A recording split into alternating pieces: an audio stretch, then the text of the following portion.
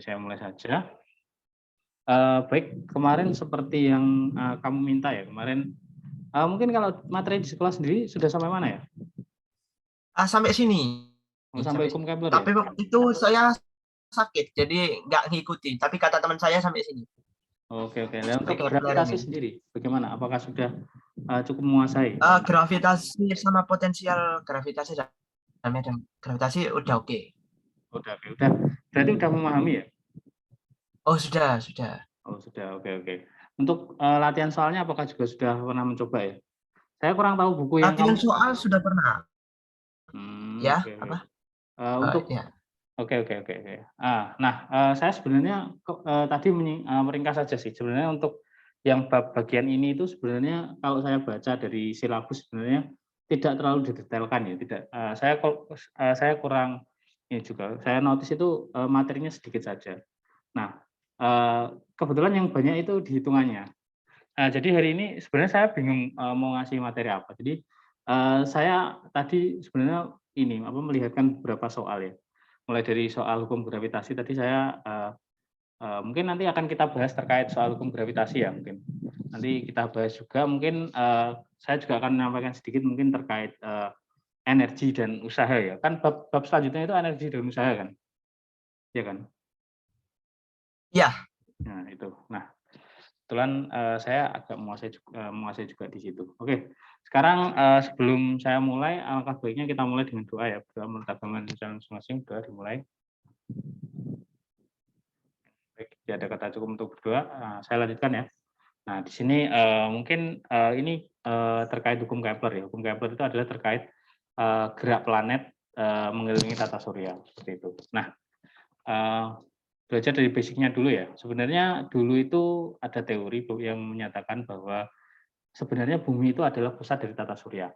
Awal sebelum ditemukan teropong itu pandangan sejak awal ya, sejak tahun sebelum Masehi itu ada yang mengumakan bahwa bumi, bahwa matahari, bulan itu dia mengelilingi bumi sehingga dia itu terlihat. Kenapa matahari itu diasumsikan dia itu mengelilingi bumi? Karena matahari itu dia itu terbit dari timur, terbenam di barat, terbit dari timur, terbenam di barat. Sehingga terlihat bahwa matahari itu seperti seolah-olah mengelilingi bumi kayak gitu. Nah, tetapi ketika ditemukan teropong ya, jadi ini yang menemukan itu adalah pada tahun 1543 ya. Jadi seorang asal Polandia yang bernama Nicolaus Copernicus dia mengeluarkan teori yang tadi bahwa bumi itu sebagai pusat tata surya itu namanya model geosentris ya. Namanya model geosentris. Geosentris. Geosentris. Ini menyatakan bahwa bumi adalah pusat dari tata surya. Bumi adalah pusat dari tata surya. Tata surya. Nah, itu yang menyatakan adalah orang Polandia namanya Nicolaus Copernicus. Nah, berdasarkan model geosentris ini dulu, bumi itu adalah pusat tata surya. Sedangkan pada tahun 1543 itu baru dikemukakan bahwa model bahwa bumi itu beserta planet lainnya itu mengelilingi matahari. Itu namanya teori heliosentris. Itu. Nah, tetapi meskipun sudah ditemukan ya pada kedua model heliosentris maupun geosentris, heliosentris masih memiliki kekurangan itu tidak keselarasan antara lintasan dan orbit planet. Nah, kemudian baru pada sekitar tahun 1609 itu Kepler menemukan bentuk orbit yang cocok, ya bukan berbentuknya lingkaran tapi bentuknya itu elips. Nah, itu nanti akan dijelaskan dalam 3 hukum Kepler. Kayak gitu. Nah, itu mungkin untuk pendahuluan ya. Nah, ini adalah model heliosentris yang lama ya. Geosentris, mohon maaf. Ini geosentris. Sebelum ditemukan teropong ini dulu menganggap bahwa bumi itu dia adalah pusat tata surya. Pusat tata surya. Tata surya itu adalah bumi. Nah, kemudian setelah ditemukannya teropong cahaya, itu dikemukakan model heliosentris ini yang menyatakan bahwa matahari itu dia adalah pusat dari tata surya. Matahari adalah pusat dari tata surya. Pusat tata surya. tata surya. Nah, planet-planet lain seperti Merkurius, kemudian Venus, Bumi, Bulan, Mars itu dia mengelilinginya. Ini model yang lama ya, model Copernicus ya. Belum yang dia itu belum dimodelkan berdasarkan hukum ini Kepler. Jadi lintasannya itu semuanya berbentuknya masih berbentuk lingkaran ya, lingkaran sempurna seperti itu. Kemudian setelah ditemukannya teori oleh Kepler ini, hukum Kepler 1, 2, 3 ini, lintasannya itu nanti bentuknya akan seperti ini. Sebentar. Jadi lintasannya itu ketika hukum Kepler ini ditemukan, lintasannya itu kayak gini. Ini matahari, ya kan? Nah, ini bumi. Nah, ini matahari, ini planet-planet yang mengelilinginya. Seperti itu. Itu lintasannya bentuknya elips. Ada yang titiknya di sini, ada yang titiknya di sini. Nah, itu dinyatakan dalam hukum Kepler 1 bahwa menjelaskan bahwa bentuk dari lintasan orbit planet-planet yang bergerak mengelilingi matahari itu membuktikan bahwa orbit tersebut berbentuk elips. Nah, elips ini termasuk salah satu bentuk irisan kerucut. Jadi matahari itu pusatnya di sini. Matahari sebagai pusatnya di salah satu ya. Katakanlah ini mataharinya. Kemudian ini planet yang mengitarinya ya. Ini pada lintasannya sendiri ya. Pada lintasannya yang berbeda ya. Nah, itu bentuknya gini. Ada yang sebelahnya itu sini. Nah, ketika ada yang jauh ya, ketika ada yang jauh, semakin jauh dari bentuk ini, maka nanti dia itu nilai kecepatannya itu berbeda. Itu dijelaskan di hukum Kepler yang kedua itu. Dijelaskan di hukum Kepler yang ketiga. Nanti terkait hubungan antara jarak terhadap waktu atau periode kecepatan. Seperti itu. Nanti bentuknya itu dia bakal elips seperti ini. Kalau elips dia tentunya itu punya yang namanya nilai eksentrisitas. Eksentrisitas ini kalau kamu belajar matematika peminatan di kelas 11 nanti dia akan dibahas tentang bentuk-bentuk irisan kerucut seperti itu, mulai dari elips, hiperbola, kemudian parabola sampai ini. Elips, parabola, hiperbola. Setelah itu mungkin hanya itu aja, elips, parabola, hiperbola. Nah, kemudian ada hukum Kepler 2 ya. Ini menyatakan bahwa kecepatan orbit suatu planet akan lebih lambat saat dia itu berada di titik aphelion. Jadi seperti yang tadi saya jelaskan ya. Nah, ketika misalkan di sini itu ada matahari, di sini mataharinya ya. Ini planetnya katakanlah ini planet Mars atau Mars ya, Merkurius ya yang paling dekat. Nah, ketika dia di titik yang paling terjauh sini, dia itu kecepatannya akan yang paling lambat. Dia itu kecepatannya paling lambat, V-nya paling lambat. Nah, ketika di sini dia itu kecepatannya paling cepat. Kecepatan untuk berevolusinya ya, kecepatan berevolusi dari suatu planet tersebut. Nah, ini dinamakan ada dua titik, namanya titik aphelion dan perihelion. Kalau yang paling dekat itu namanya titik perihelion, tapi tetap kalau yang paling jauh itu namanya aphelion. Ini aphelion, ini perihelion, ini perihelion, kayak gitu.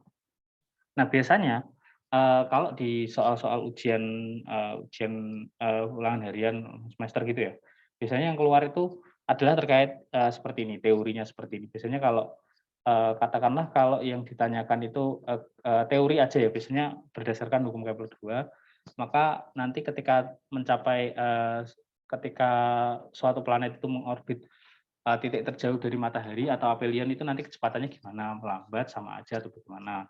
Nah, itu nanti jawabannya lebih lambat gitu. Ini berdasarkan hukum Kepler 2. Kemudian kalau berdasarkan hukum Kepler 1 itu apa? Dinamakan bentuk lintasannya itu bagaimana, parabola, hiperbola atau apa itu elips atau bagaimana itu nanti biasanya yang ditanyakan seperti itu. Terus ada lagi yang satu yang namanya lingkaran kayak gitu. Itu adalah jenis-jenis irisan kerucut ya. Kayak gitu. Nah, sebenarnya yang paling saya notice di sini adalah hukum hukum Kepler 3 karena biasanya yang paling sering muncul di ujian baik itu ujian sekolah, ujian nasional maupun ujian-ujian yang lain itu adalah terkait dengan hukum Kepler 3 ini. Nah, dia itu menjelaskan tentang revolusi planet-planet yang mengelilingi matahari. Jadi planet-planet itu merevolusi matahari itu dia ada jarak tertentunya. Jadi katakanlah ini matahari, kemudian ini bumi ya. Dia mengorbit ya. Nah, jadi nilai dari periode suatu revolusi ya, kuadratnya itu dia sebanding dengan jaraknya pangkat 3. Jadi jarak dari pusat matahari ke pusat planet tersebut, atau misalkan ini bumi ya, itu dipangkatkan 3, nanti itu dia sebanding dengan waktu revolusinya atau periodenya. Nah, ini sama kayak yang kecepatan tadi ya. Jadi karena kecepatan itu dia berbanding terbalik dengan periode, jadi semakin pendek jaraknya, katakanlah dia di titik aphelion ya. Aphelion itu dia maka kecepatannya sangat tinggi, sedangkan periodenya sangat rendah kayak gitu. Sebenarnya hubungannya seperti itu. Nah, dari sini dulu ada yang tanyakan, ini hanya teori-teori saja sih. Nanti kita bakal masuk ke perhitungannya setelah ini. Mohon maaf kalau saya mungkin terlalu cepat, silahkan bilang ya. Oh, siap. Siap, Mister. Siap. Ya, Kak. ya. Bagaimana? Apa ada pertanyaan? Belum ada. Oke. Ini masih ilustrasi simpel dulu ya. Nah, ini persamaan matematisnya seperti tadi yang saya sebutkan ya, bahwa T pangkat 2 dia sebanding dengan R pangkat 3. Di sini itu dia dituliskan secara persamaan matematis itu bahwa T1 per T2 yang dikuadratkan itu sama dengan R1 bagi R3, R2 di pangkat 3, seperti itu. Nanti bisa kita lihat di contoh soal yang akan saya tunjukkan nanti. Oke, mungkin dari sini dulu. Ada pertanyaan nggak?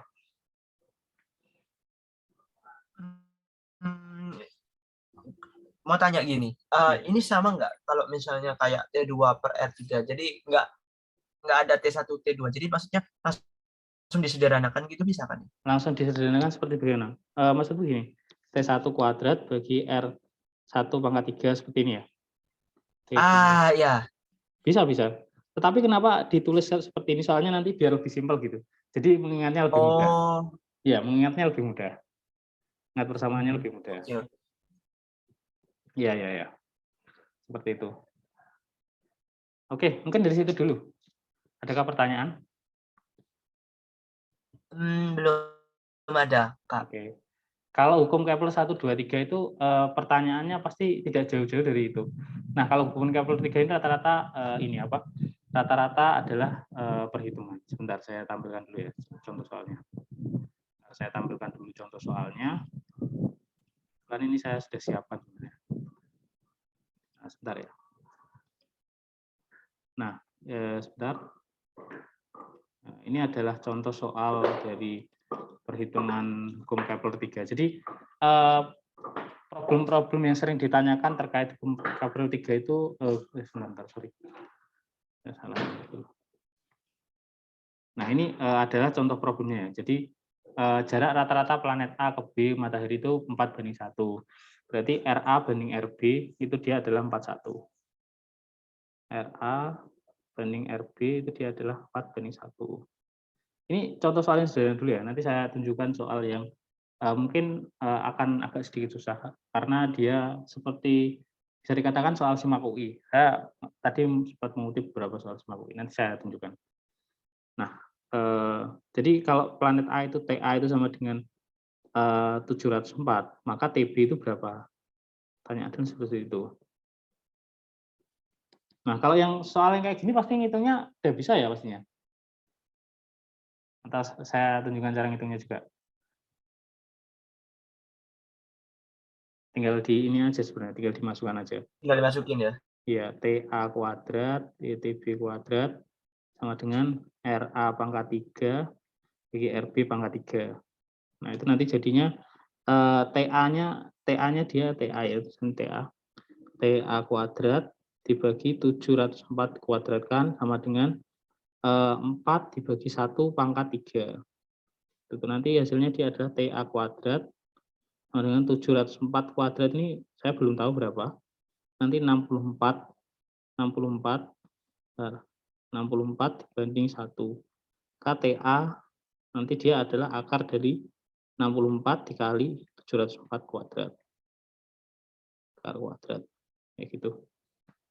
Ini hasilnya nanti. Oh ya, mau tanya. Ya. 8 dikali 704. Itu bukannya yang dicari TB ya, Oh Kak, iya ya? TB, sorry. Oh iya TB, sorry. Kebalik. Mohon maaf sebelumnya. Iya benar. Sorry. Saya kebalik. Harusnya dibagi ya. Sorry. Kebalik. Iya. Harusnya ini berarti RA banding RB, TA-nya itu dia adalah ini TB kuadrat, ini bentar. Berarti kebalik tadi. Berarti 704 kuadrat dibagi TB kuadrat sama dengan 4 banding 1 pangkat 3. Nanti hasilnya adalah TB sama dengan akar dari 704 kuadrat dibagi 64. Ini silakan sebentar saya hitungkan pakai kalkulator ya. Kalau kita hitungkan pakai kalkulator itu nanti 704 kali 704 dibagi 64 ya. Hasilnya dia adalah 4 bagi ini di kalkulator ya, 704 bagi 64. Ini dibagi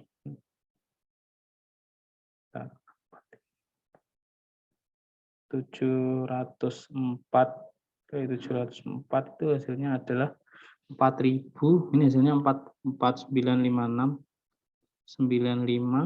616 bagi 64. Nah, ini hasilnya adalah kalau kita bagi pakai 64 nanti hasilnya 744 akar dari 7744. Nah, ini bisa dihitung sendiri TB-nya itu nanti berapa. Ini TB-nya berapa? Sebentar saya hitung kalkulator dulu aja. Kalau kita hitung pakai kalkulator itu berarti sebentar. Pakai kalkulator aja, sebentar. Saya hitung pakai kalkulator ya. Hasilnya adalah akar dari 744. Hasilnya adalah 88. Berarti nanti hasilnya adalah 88 hari. 88 hari. Oke, ini dulu, ini soal yang paling sederhana mungkin.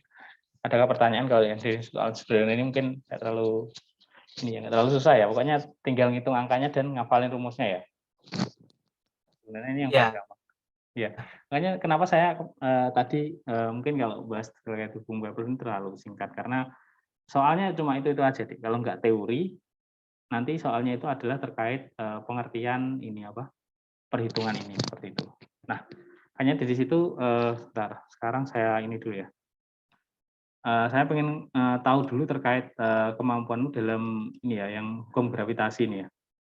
Saya ingin tanya dulu nomor ini kira-kira bisa ngerjakan ya kira-kira.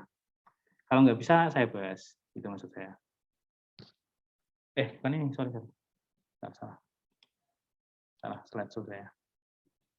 Oke, yang seperti ini kira-kira apakah bisa mengerjakan? Ini hukum gravitasi ya. Oke. Kira-kira bisa ngerjakan? Bisa. Ini pakai rumus itu ya. Gn1 M2 per R-nya tuh ya. R totalnya. Oh, ini pakai gravitasi, Dek. Pakai gravitasi. Kalau gaya kan gini, F G M1 M2 G kuadrat. Nah, kalau ini pakai titik bisa sih, muatan titiknya, tapi mending pakai G biasa aja. G sama dengan G M1 GR kuadrat. Nah, ini pakai ini. Pernah diajarin nggak yang ini? Oh, pernah. Itu yang cuma buat nyari yang satu doang ya? Ya, satu doang. Ya. Buat medannya. Ya, karena ini memang yang ditanyakan medannya. Coba kita baca ya. Jadi dua buah benda tersusun dari gambar seperti pada gambar di bawah ini ya. Jadi M1 atau yang ini itu masanya adalah 2 kg. 2 kg, lalu M2 itu di sini masanya adalah 3 kg yang segini. 3 kg. Nah, kira-kira di titik P di luar ini, kira-kira medannya itu nanti arahnya kemana? Seperti itu. Pertanyaannya sebenarnya cuma seperti itu aja. Nah, kalau dari prediksimu sendiri, medan gravitasi itu perlu diingat ya. Jadi sebenarnya kalau kamu belajar fisika ini pasti nanti terulang lagi. Jadi medan di planet-planet kan dia ada medan. Kemudian nanti di bab listrik di statis dia ada juga yang namanya medan. Namanya medan listrik kayak gitu. Nah, itu caranya menghitung. Caranya menghitung itu nanti gini. Misalkan di sini ada bendanya ya, kemudian di sini ada titiknya. Nah, itu nanti arah dari medannya pasti dia masuk seperti ini. Dia selalu masuk. Kalau untuk yang medan itu dia selalu masuk. Untuk medan gravitasi ya, dia selalu masuk ke sini. Nah, mungkin sebelum masuk situ dulu, pengertian tentang medan udah paham kan ya? Intinya. Cuma satu Ya. aja. Nah, kira-kira bisa nggak ngerjakan yang ini kira-kira? Kalau nggak bisa nanti baru saya bahas. Ada bayangan awal dulu?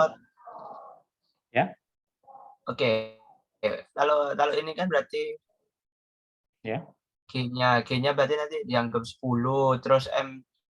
Hmm? Kalau M-nya nih tahu dari mana ya? Kan nggak ada di M, soal. M apa? Atau total M. Yang mana? M mana? M mana? M-nya yang ini, yang Oh, B. ini gini deh, sebentar. Sepertinya Anda masih agak ada misperspeksi ya. Bentar. Saya stop saya dulu ya. Jadi saya jelaskan dulu saja. Jadi gini. Bentar. Saya jelaskan dari dasarnya aja mungkin ya nggak apa-apa. Lebih paham. Oke. Nah, sekarang gini, kalau kita berbicara tentang gaya gravitasi ya. Gaya gravitasi. Dia itu kan bisa dikatakan sebagai interaksi antara dua partikel atau massa ya. Dua partikel atau massa. Nah, ini apa itu? Dia itu nanti menghitungnya seperti ini. Jadi ini semua ini benda satu ya. Ini M1, kemudian ini M2. Nah, pasti kan nanti gayanya tarik-menarik kayak gini kan. Ini tarik sini, ini tarik sini. Nah, besarnya gayanya itu dia sama dengan F12 sama dengan F21 itu sama dengan G M1 M2 ini katakanlah R ya bagi R kuadrat. Nah, itu untuk yang gaya ya. Kalau yang medan itu gitu. Medan gravitasi. Kalau medan gravitasi itu suatu benda, katakanlah seperti ini ya, ini bendanya. Suatu benda atau partikel, dia punya gaya tarik terhadap suatu titik. Katakanlah di sini ada suatu titik ya. Dalam titik P yang berjarak katakanlah R. Nah, ini M1 ya katakanlah. Nah, M1. Nah, benda ini dia punya medan tarik. Medan tariknya itu sebesar G katakanlah. G1. Nah, G1 itu dia bisa dihitung M G besar sebentar. Dari G besar dikalikan M1 dibagi R kuadrat. Nah, ini gaya tarik medan oleh ini apa? Oleh partikel satu kayak gitu. Nah, nanti seumpamanya di sini itu ada dua partikel, katakanlah ada dua partikel dan dua partikel ya. Misalkan di sini ada M2 ya. M2 ya. Nah, M2 ini dia juga menimbulkan gaya tarik sendiri deh, tapi gaya tariknya arahnya ke sini. Kayak gitu. Jadi nanti G2 dia juga bisa dihitung. Misalkan ini jaraknya adalah R2 ya, ini R1 ya. Ini R1 kuadrat. Nah, yang ini G M2 dibagi R2 kuadrat. Seperti itu, Dek. Jadi kalau di soal yang tadi itu dia itu ada dua kuat medan gravitasi. Nah, dua kuat medan gravitasinya tadi itu dia bisa dihitung resultannya menggunakan resultan gaya. Seperti itu. Nah, kira-kira bisa menangkap belum yang saya maksud ini? Sudah. Cuma yang bingung ini yang M-nya ini. M-nya ini gimana cara nyarinya? M apanya? M yang mana? M yang ditarik atau M gimana? M yang ditanya, yang PP kan ditarik sama M1 sama M2. Nah, itu M-nya itu ikut yang mana? M-nya sebentar. Saya carikan dulu soalnya. Nah, ini kan P, ya kan? Ini kan P, titik P itu di sini ya. Nah, ini M1 itu di sini, M1 di sini. Nah, M1 ini nanti dia bakal menghasilkan G1 di sini, Dik. Dia bakal menghasilkan G1. Kayak gitu kan? Dia bakal menghasilkan G1. Nah, M1-nya itu diketahui, Dik, 2 kg. Yang kamu tanya apa? M2-nya juga diketahui 3 kilogram. Di sini ininya 2 meter sih. Ini terletaknya 2 meter sih, sorry. Ini tulisannya 2 meter semua ya. Ini 2 meter, bentar. Bentar ya. Sorry, salah. Sini 2 meter, sini 2 meter. Yang sini juga 2 meter, Dik. Nah, M yang mana yang kamu bingungin itu? M yang mana? Masa totalnya atau gimana? Ini yang P. P berarti M-nya total kan ya berarti ya? Kan kita nyari yang P. Ya, Kan berarti G ya. M1 per R. Nah, itu yang M-nya nih. Nah, itu M yang buat M1 atau M2 atau Oh, gini, total? gini deh, gini kan. Jadi di sini itu dia itu ada dua objek yang menyebabkan gaya medan gravitasinya kan. Ada apa itu G1 yang mana dia itu disebabkan oleh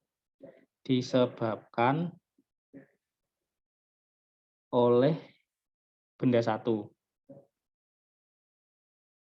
Jadi ngitungnya terpisah deh. Jadi G yang disebabkan oleh benda satu M1 itu nanti dipisahkan sama G2 yang disebabkan oleh benda 2 gitu. Disebabkan oleh benda 2. Disebabkan oleh benda 2. Jadi G1 sama G2 itu dihitungnya terpisah seperti itu, Dek. Jadi nanti kalau misalkan kita mau menghitung G, G, G yang disebabkan oleh massa benda satu, maka nanti kita ngitungnya juga pakai massa benda satu. Sedangkan kalau kita ngitung G yang disebabkan oleh massa benda 2 itu pakainya juga M2. Seperti itu. Bisa ditangkap nggak? Apa masih bingung? Nggak apa-apa kalau masih bingung. Saya jelaskan lagi.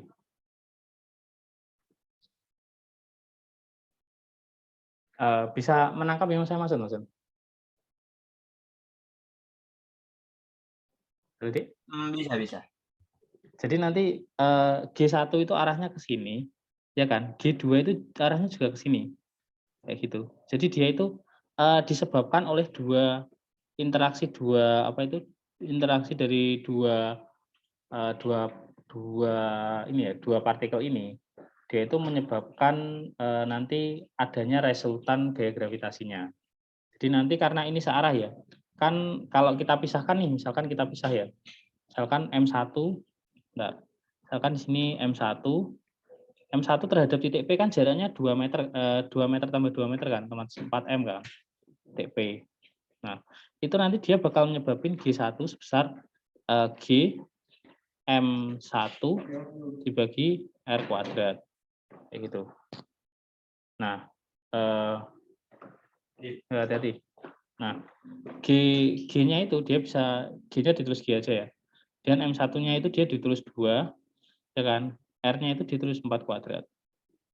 Nah, itu nanti hasilnya dia adalah 2/16 kali G. Ini untuk G1 ya, dia. Ini untuk G1. Nah, nanti ada juga G yang disebabkan oleh massa benda 2. Massa benda 2. Berarti gini ya, Kak ya. Nanti kalau misalnya kita sudah ketemu yang G1, G2 berarti tinggal dijumlah aja kan? Iya, Gitu kan? benar, tinggal dijumlah. Benar, tinggal dijumlah. Hmm. Tinggal dijumlah secara Oh, saya kira gini dulu itu. Iya. Dua-duanya ditambah, jadi M-nya ditambah jadi M total. R-nya juga ditambah jadi R Oh, total. enggak, Bukan gitu ya, Bang? beda. Karena ini ya, Dik. Karena Oh. ini dua benda yang berbeda dan dia itu dua benda yang berbeda dan dia itu menghasilkan dua medan gravitasi yang berbeda. Kayak gitu, Dik. Paham nggak? Paham. Oke. Ini 2 meter ya. Ini nanti G1 sama G2 sama dengan bentar. Ya. 3 G kali 3 bagi di sini 2 kuadrat. Jadi dia hasilnya adalah 3/4 G.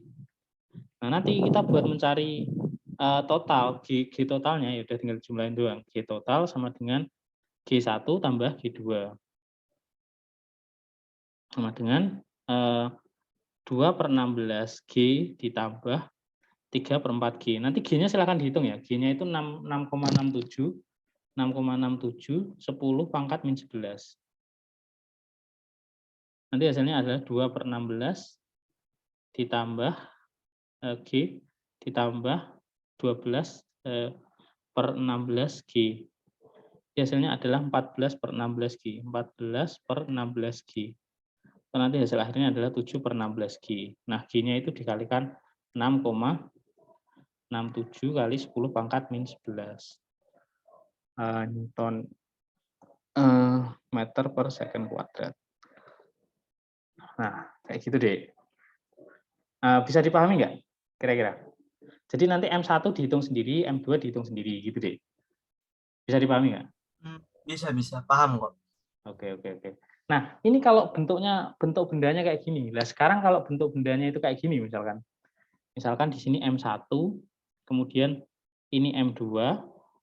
Nah, titik P-nya itu di tengah sini, Dik, katakanlah. Titik P-nya itu di tengah sini. Ini katakanlah 2 kg, ini 3 kg. Kemudian yang ini itu dia 2 meter, yang ini juga 2 meter. Nah, kalau kayak gini kira-kira paham nggak? Kira-kira Sama. Ya. Ya, Sama kayak pasti tadi. nanti dikurang. Ya, benar. Kayak gitu, Dik. Paham kan ya? Paham. Nah, itu kalau dikurang. Nah, kalau gini, Dik, misalkan gini. Ini M1 di sini. Kemudian M2-nya dia di sini. M2-nya di sini. G-nya, titik P-nya di sini katakanlah. Kira-kira gimana kalau kayak gini? Bisa bayangin nggak? Ini membentuk sudut siku-siku ya. Ini 2 meter, ini 2 Ya. meter.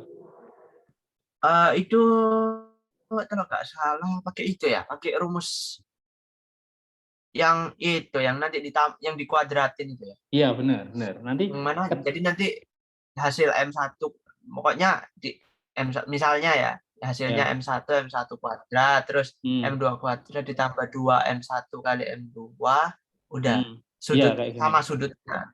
Iya, kayak Gitu gini. kan. Iya, benar. Iya. Ini sudutnya 90 derajat ya. Kalau 90 derajat berarti G resultannya dia sama G-nya dengan ya pasti 0 sih. ya G1 kuadrat tambah G2 kuadrat ditambah 2G1 G2 cos 90 derajat itu 0. Iya. Jadi resultannya dia adalah akar dari G1 kuadrat tambah G2 ini kuadrat juga. Kuadrat. Seperti ini, Dek. Paham nggak? Paham. Oke. Nah, itu yang ini soal yang simpel, Dek. Nanti saya tunjukkan soal SIMAK UI. Saya ada contoh soal SIMAK UI. Nanti mungkin bisa kita buat latihan juga. Nah, kalau dari sini dulu bisa dipahami nggak ya kira-kira? Bisa kok, Pak. Nah, coba kalau sekarang gini ya. Tadi kan ini kan yang ini kan apa? Tadi ini kan yang Medan kan. Sekarang coba kalau gaya tarik ya. Katakanlah di sini itu ada massa benda 1. Ini ada 3 kg. Kemudian di sini ada massa benda 2. Ini 2 kg. Ini jaraknya adalah 2 meter. Dan di sini ada massa benda 3, di sini adalah 4 kg. Sini itu jaraknya 1 meter. Nah, kalau kamu disuruh menentukan kira-kira gaya tarik yang dialami oleh M1, kira-kira bisa menggambarkan nggak? Nah, kalau gaya tarik oleh M1 kan berarti nanti gini. Yang pertama itu dihitung dulu gaya tarik dari M1 menuju M3. Berarti nanti ada arahnya yang F13 ke sana. F13 ke sana, kemudian ada yang F12 ke sana. Gitu. Nah, paham nggak yang saya maksud? Jadi gaya tarik yang dialami oleh benda M1. Ini pernah diajarin mestinya ya, yang bentuknya kayak gini. Udah pernah diajarin belum? Iya, jadi ke arah kanan ke arah kiri gitu kan ya. Iya, benar. Jadi otomatis ya paham kok. Oke, kalau kayak Sama gini, tadi ya. kenapa? Ya? Sama kayak yang tadi ya, yang dikurangi itu ya. Iya, dikurangi sama. Karena dia vektor ya. Jadi vektornya itu bentuknya Iya. kayak gini nanti. Ini vektor F12, yang sini itu vektor F13 kayak gitu. Jadi nanti vektor resultannya dia sama dengan F12 dikurangi F13 kayak gitu. Ya, paham. Oke, paham ya? Nah, Paham. ya, Nggak paham, paham. oke. Bukan, ngomong paham tadi. Coba kalau kalau kayak gini deh. Sekarang kalau kayak gini, kan kalau ngitungnya udah paham ya mungkin. Kalau kayak gini misalkan, ini M1 di sini, M2 di sini, M3 di sini. Misalkan disuruh menentukan gaya tarik M1 oleh M2, M3, nanti dijumlah atau dikurangkan kira-kira? Kalau menurutmu? Misalkan ini di sini 2 meter, ini 2 Yang meter. ditanya itu M3 ya? 2 meter. Enggak, gaya tarik Nah, pada antara M1, pada oh M1. pada M1. Pada Berarti M1. nanti F12 Mhm. eh ditambah F23. Iya. Salah salah maaf. F12 ditambah F13 Mas. Iya benar kayak gitu. Berarti udah bisa saya asumsikan paham ya kalau yang ini berarti nanti. Sudah Iya. ya? Oke, kalau sudah paham saya skip sih. Nah, sekarang coba kita lihat soal yang lain.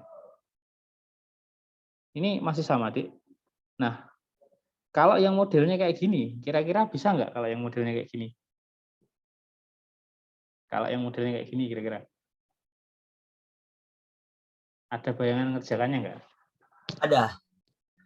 Gimana? Coba. Pertama harus nyari apa dulu? Nah, pertama itu kan harus pasti ada sudutnya kan ya itu ya. Ya, kira-kira sudutnya ini berapa kira-kira? Bisa nebak Nah, nggak? sebentar. Sudutnya. Ya, bisa nebak nggak kira-kira? Sudutnya berapa? Oh, bisa bisa. Berapa? Ini sama kaki kan ya? Ayo sama kaki Sama atau kaki sama kan? sisi? Sama kaki atau sama sisi? Ayo. Oh, sama sisi sama Ya. sisi. Soalnya sama 2M-nya. Ya Nah, otomatis berarti pakai cos 60 nanti. iya benar. Sini 60 derajat. Ini 60 derajat ya. 60 derajat. Ini arahnya ke sini semua ya. Arahnya ke sini semua. Ya. Sehingga nanti kalau temu G1-nya berapa? G1-nya kan bisa dihitung. G1 sama dengan G M1 dikali R kuadrat. Berarti nanti bisa ketemu G dikali 3, G 16, 4 kuadrat 16. G2 nanti sama dengan G dikali M2 R kuadrat. Nanti G 13 per 16 G juga. Nah, nanti G resultannya dia sama dengan akar G1, G2 plus 2 G1, G2 cos 60 derajat. Nanti hasilnya adalah 3 per 16 G kuadrat tambah 3 per 16 G kuadrat tambah 2 kali 3 per 16 G kali 3 per 16 G kali cos 60. Cos 60 itu setengah ya, cos 60 derajat setengah. Nah, kayak gitu. Ya. Ini bisa dihitung.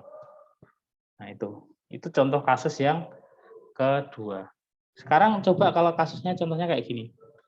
Contoh kasusnya yang kayak gini. Nah, ini yang nomor 18 ini. Kalian tadi saya anggap sudah bisa. Nah, kira-kira kalau yang nomor 18 ini ada bayangan cara mengerjakannya nggak?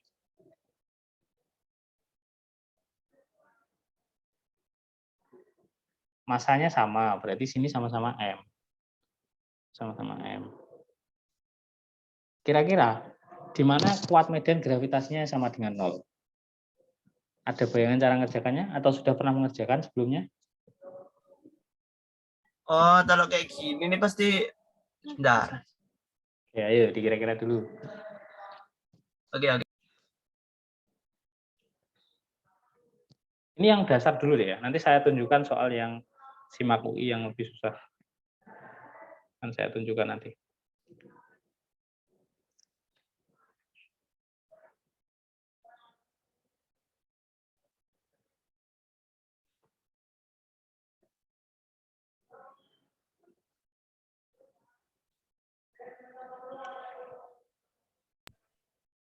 Ini yang ditanya ini gini ya. Sebentar. Titik. Berarti kira-kira jaraknya dari sini ke sini itu berapa, dari sini ke sini itu berapa, kayak gitu.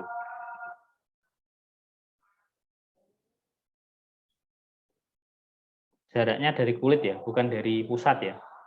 Kan kalau kita ngitung R itu R-nya itu dari pusat ya, tapi kalau kita ngitung titik kulit dari terluar kulitnya itu berarti nanti bukan R, tapi R dikurangi jari-jarinya kayak gitu. Berarti Jawabannya 4 ya berarti? salah. Ayo, masih bisa nebak lagi nggak? Dihitung deh, nggak ini. Tapi sebenarnya kalau kalau Nah. kalau ini dilihat pakai logika aja sebenarnya bisa dilogika bahwa Oh, kalau yang 3. salah, yang titik Loh. tengah. Berarti gini. Loh, kan katanya dikurangi sama itu yang jari-jarinya. Jari-jarinya kan ini, jari-jarinya kan ini 1 doang. 0,5. Ini diameter loh ya. Oh iya ya, itu diameter sih ya. Ya. Gimana caranya? Cara kamu ngerjakannya gimana? Kan tadi gini, berarti kalau ini kan yang ditanya titik tersebut dari kulit bola. Hmm. Nah, ini bingung. Titik ini masuk titik tengah gitu dah. Ya, jadi titik di mana potensial gravitasinya itu sama dengan 0. Potensial kuat medan gravitasinya itu sama dengan 0. Jadi kuat medannya itu sama dengan 0 itu saat bagaimana? Itu saat resultan dari G1 dikurangi G2 itu sama dengan 0 kayak gitu. Nah, Berarti iya, berarti di G1 tengah pasti. iya pasti di tengah, pasti di titik 2,5. Oh iya iya iya. Berarti ya 2,5 dikurangi 0,5. Oh, nggak usah dikurangi, udah itu, udah paling luar soalnya kita nggak ngitung ininya 0,5 di sini. Oh, enggak ngitung. Ya, nggak dihitung. Tapi kalau kita mau dihitung, nanti kita harus memasukkan faktor 0,5. Jadi kalau misalkan kita mau ngitung ya, misalkan ini kita kasih tanda yang sini, misalkan sini dari sini itu jaraknya adalah X ya. Jadi kita ambil jarak sini ke sini itu dia adalah 6 kurangi X. Karena di sini 0,5 tambah 5 tambah 0,5. Nanti jaraknya adalah R1 itu dia misalkan X ya. R2 itu dia adalah 6 kurangi X. Kayak gitu. Nah, 6 kurang X paham kan ya mas saya? Paham, paham. Nah, berarti nanti karena masanya sama, berarti G M1 per R kuadrat sama dengan G M2 R2 kuadrat. 1 kuadrat. Nanti G-nya bisa dicoret. M1, M2-nya juga bisa dicoret. Nanti seper X kuadrat sama dengan 1 per 6 min X kuadrat. Nanti hasilnya adalah 6 min X sama dengan X. K2X nanti sama dengan 6X. Nah, nanti X-nya sama dengan 3. Nah, X-nya sama dengan 3 itu sini ke sini. Kalau jaraknya dari kulit luar berarti 3 dikurangi 0,5. Hasilnya adalah 2,5. Kayak gitu deh. Nah, bisa dipahami nggak? Ya, bisa. Oke. Ini soalnya nggak terlalu susah semua ya kayaknya. Saya sebenarnya menyiapkan soal yang agak susah. Mungkin kalau dari sini dulu udah paham ya berarti? Sudah paham. Oh ya, ini ada satu soal lagi sebenarnya.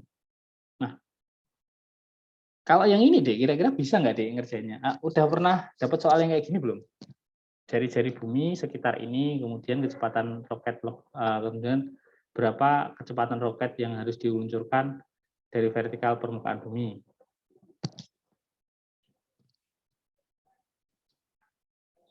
Ada bayangan nggak caranya ngerjain?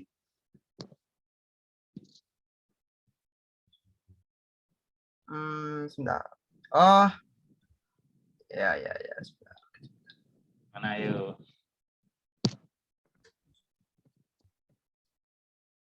Ada nggak bayangannya gimana cara ngerjainnya? Nanti yang belum bisa ini anunya nanti rekamannya sama apa itu sama coret-coretannya nanti saya kirimkan kamu ya. Nanti silahkan dipelajari lagi. Ya. Ini Kira-kira ngertinya gini. Iya gimana ya? Bumi bulat kan ya? Bulat Iya, kan iya. kayak Oke. kayak bola gitu kan. Iya, oke.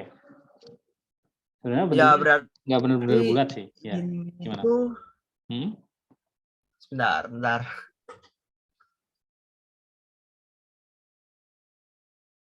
Ini kan yang ditanya. Oh, ada kecepatannya ya. Sebentar. Sebentar, saya nggak.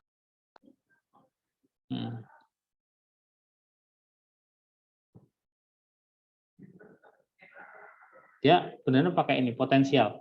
Masih ingat nggak rumus potensial? Misalkan di sini ada bumi nih. MGH kan ya? Ini ada bumi nih. Ya katakan di sini permukaan bumi. Bukan, itu energi potensial. Ya ini bisa dikatakan energi potensial, tapi kita ngitungnya pakai potensial gravitasi bumi. Oh, sama aja kan, cuma ada minusnya kan ya? Kalau Iya, nggak cuma salah. ada minusnya. Berarti nanti gini, kan dari permukaan bumi kan. Kalau misalkan kita asumsikan di sini adalah kulit bumi, Kan berarti nanti persamaannya energi potensial gravitasi bumi di sini ini dia adalah minus G M M1 M bagi R kuadrat. R aja, bukan R kuadrat. Kayak gini kan? Iya kan? Ya enggak? Lah, Hmm, ya oke. itu bingungnya gini. Hmm. Kenapa M-nya ada 2 ya? M kuadrat ya maksudnya? M ini maksudnya ini M massa sorry. Ini massa bumi, bentar. Yang M besar itu massa bumi, yang M kecil itu adalah massa roket. Oh, Bisa dipahami nggak? iya ya bisa bisa. Nah, nanti suatu roket itu benar-benar dikatakan itu dia itu memasuki titik tak hingga, ya kan? Masuki titik tak hingga itu dia itu adalah posisi ketika dia itu EP-nya itu sama dengan nol, karena dia itu nggak ada pengaruh gravitasi sama sekali. Jadi dia itu benar-benar dikatakan kondisinya lepas, dia itu saat EP-nya itu sama dengan nol kayak gitu. Bisa bisa membayangkan nggak? Kalau R-nya itu semakin besar, kira-kira apa yang terjadi? Semisalkan suatu roket itu dia benar-benar posisinya semakin jauh dari bumi.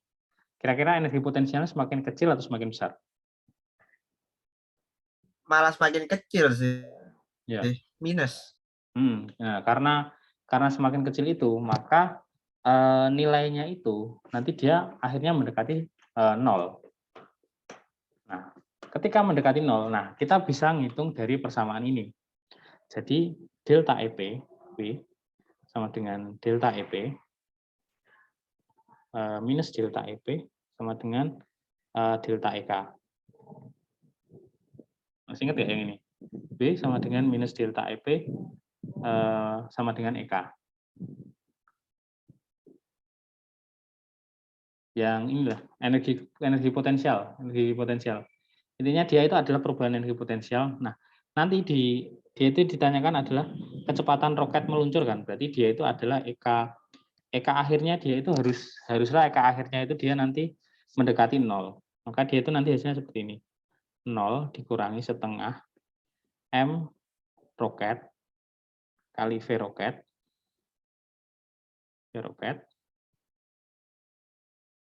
Nah, ini nanti EP satunya minus, di sini nanti ada EP satunya itu EP2-nya itu 0 dikurangi min EP1.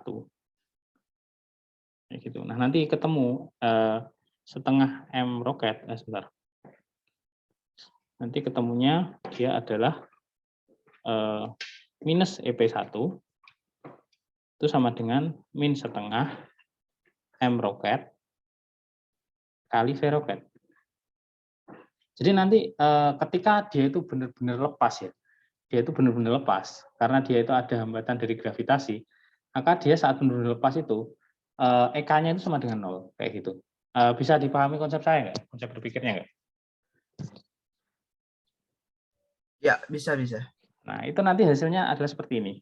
M, ya akhirnya nanti ketemu sini itu minus G, minus, sebentar. Ini ada yang kebalik kayaknya. Sebentar. Kayaknya ada yang kebalik ya. Oh sebentar, saya ada yang kebalik. Sorry. Ini tandanya ada yang kebalik. Harusnya ini udah positif ya harusnya. Ini harusnya udah positif. Sebentar. Ini ada yang kebalik. Nanti hasilnya jadi negatif nanti. Bentar, saya kebalik. Harusnya ini EP satunya itu di sini. Harusnya EP satunya itu di depan. Sehingga nanti dia bisa, sorry. Ini kebalik. Jadi nanti ini gini, setengah M roket kali V roket. Nah, nanti ketemunya dia itu EP-nya itu intinya adalah G M bumi kali M roket. Nah, ini dibagi R. Ini V roketnya kuadrat ya. Nanti kali setengah M roket kali V roket kuadrat. Nah, nanti ketemunya dia ini M roketnya dicoret ya kan. Nah, di sini ada 2 G kali M bagi R. Ini semua adalah V roket kuadrat. Nah, nanti V roketnya ketemu dia adalah V roketnya ketemunya dia adalah akar dari 2JMR. Nanti ini sebenarnya bisa ditulis gini, ini M-nya bumi ya. Nah, nanti bisa ditulis kayak gini.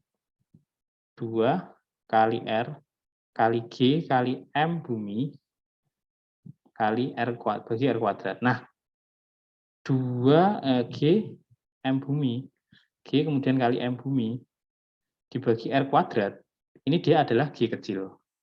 Nah, nanti rumusnya itu dia jadi gini, 2G R.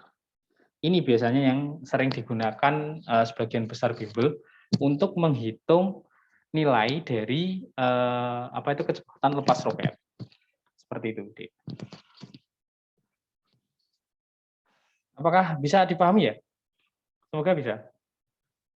Ya, bisa kok. Oke. Jadi kalau nanti ada soal kecepatan lepas roket, ya udah langsung masukin ini aja. Langsung dimasukin berarti persamaannya nanti langsung gini. V sama dengan 2GR ya. Berarti nanti V dikalikan 2 dikalikan 6,4 10 pangkat 6 dikalikan G-nya itu dia 10. Nah, nanti ketemunya adalah akar 12,8 kali 10 pangkat 7.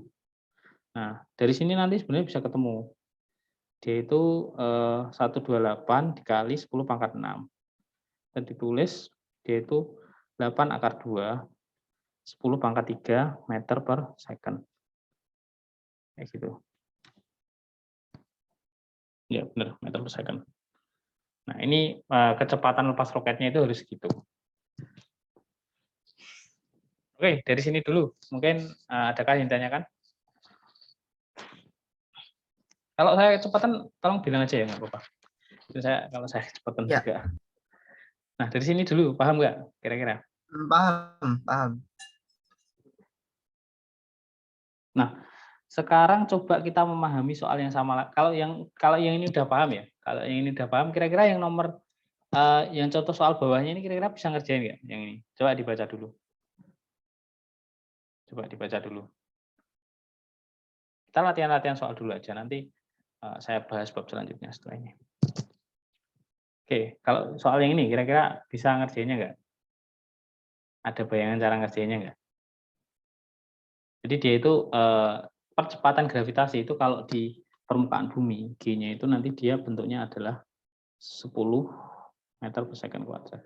Tapi ketika dia udah di luar orbit bumi ya, dia udah orbit di atas permukaan bumi sebesar jari-jarinya, dia itu nanti percepatan gravitasinya itu nilainya akan berbeda. Seperti itu.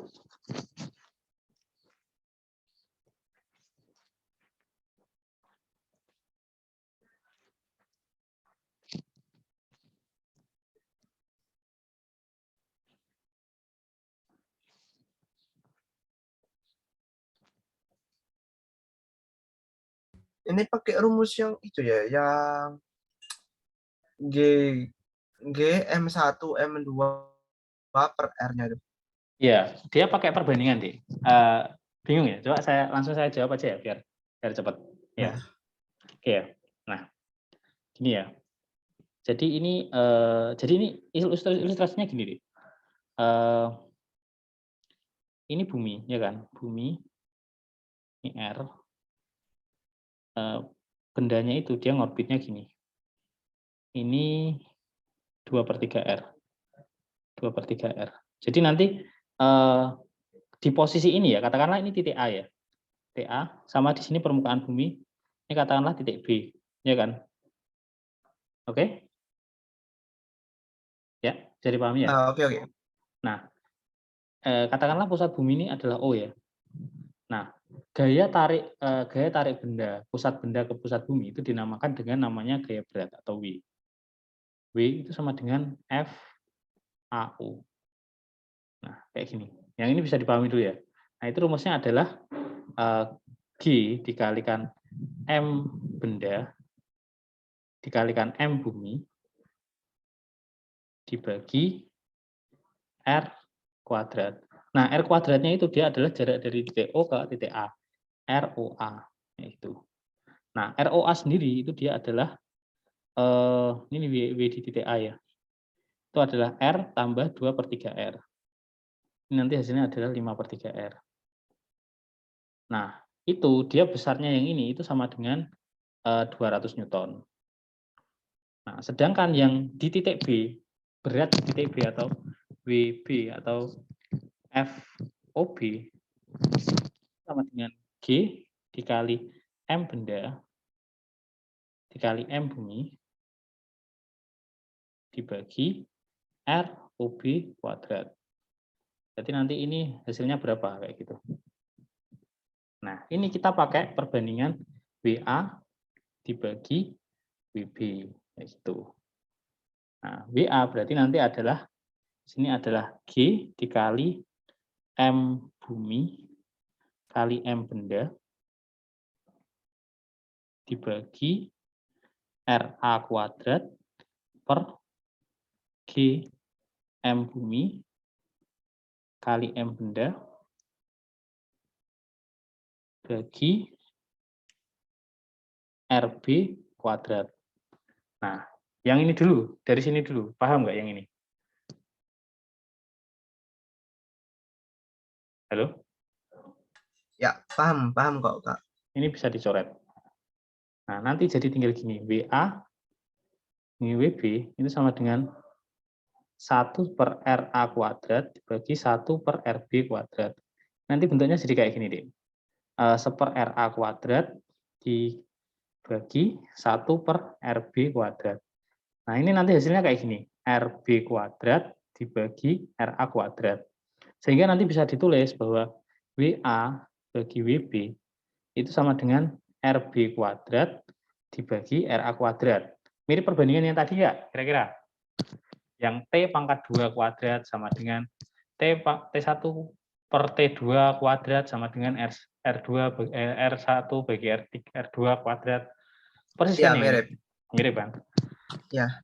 Nah, nanti yang ini adalah yang ini 200, dan ini WB-nya belum diketahui ya. Nah, RB-nya tadi itu dia adalah R kuadrat, kemudian yang RA-nya itu dia adalah 5/3 kuadrat. Ini 5/3R kuadrat. Jadi hasilnya dia adalah seperti ini. 9 bagi 25 R kuadrat, yang bawah juga R kuadrat. Bisa dicoret. Nanti bisa ditulis bahwa WB di 200 itu sama dengan 9 bagi 25. Nanti WB bisa ditulis 200 kali 25 bagi 9. Nah, kayak gini. Ini kira-kira berapa ya? Ntar di kalkulator aja. 5.000 dibagi 9. Hasilnya ada 555,55 Newton. Nah, kayak gitu kan. Bisa dipahami nggak? Kayak perbandingan intinya. Bisa. Nah, nanti kita bisa ciptakan rumus. Kita bisa ciptakan rumus ya. Kalau nanti diketahui perbandingan jarak, dan diminta dan dicarinya itu dia adalah W, ya kan? W, dicarinya itu width. Nah, nanti WA bagi WB itu bisa ditulis RB kuadrat dibagi RA kuadrat. Seperti ini perbandingannya. Ini nanti rumus cepatnya ya. Kalau misalkan ada soal kayak gitu. Kalau yang kecepatan lepas tadi, V-nya itu dia sama dengan V akar 2 GR. Gitu. Mungkin dari sini dulu. Adakah yang ditanyakan dulu? Belum ada. Oh ya, Kak. Boleh ke toilet Ya. sebentar saya, Kak? Ya, oke silakan.